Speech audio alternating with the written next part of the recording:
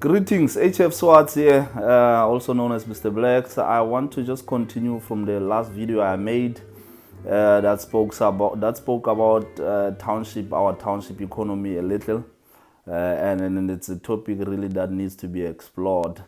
But I also just want to continue on what I mentioned, that how economics is a relationship between money and our social relationships. Kwame Nkrumah once said something that it is clear that the solution, we need to find African solutions to African problems, and that we can only do that by unity, and that divided we are weak, but united we could become one of the greatest forces for good in the world. And I do not disagree with him. I agree with him totally.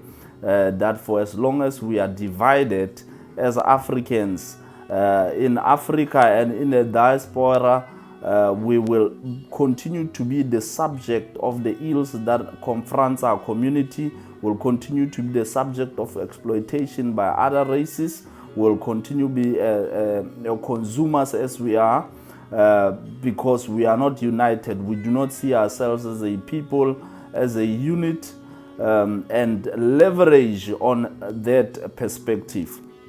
And then I also just quoted one of the texts where Jesus Christ was attacked and accused of being part of evil, or being a prince of demons, and he in response said, a kingdom divided amongst itself will not stand. How can he be of Satan and be opposed to Satan? Whether you believe Jesus as a figure is a figurative figure or an imaginary one, that's not the point here. The point is the lesson at hand, that the house divided amongst itself will not stand.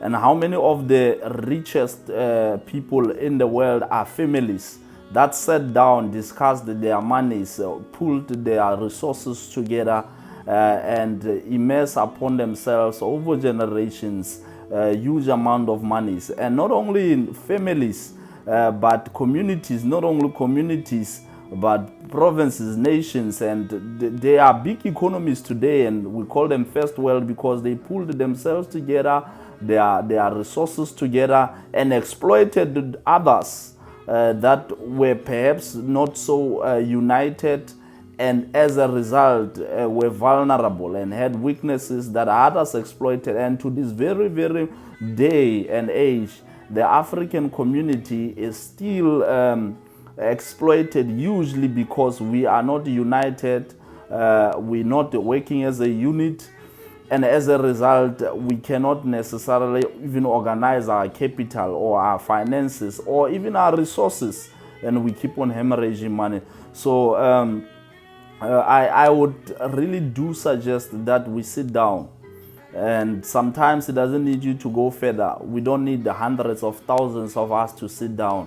It just takes you sitting down right now that you are stuck with your family, to sit down with your family and discuss the issues of money and see how you can get out of the condition in which you're in. You know, even banks themselves are just organized people that came up with laws, obviously, and rules, and there's a lot of history around and are behind that, and I'm not necessarily an economist of some sort, but basically they organize themselves. You borrow money from them, and they borrow you that money at an interest, and then you pay them back with interest. They borrow somebody else the same money with an interest, and before you know it, they have a lot of money that they keep on borrowing and adding on whatever they borrowed, and take some of that money and invest it and have huge returns. And it's small societies that started. It's a few people that started that. And we can talk about that next time or some other time. I'm planning to have a YouTube video where I'm going to expand and spend a lot more time on this. A lot of times people do not consume long videos, so I'm really trying to keep them short and small. But think about what I've just mentioned.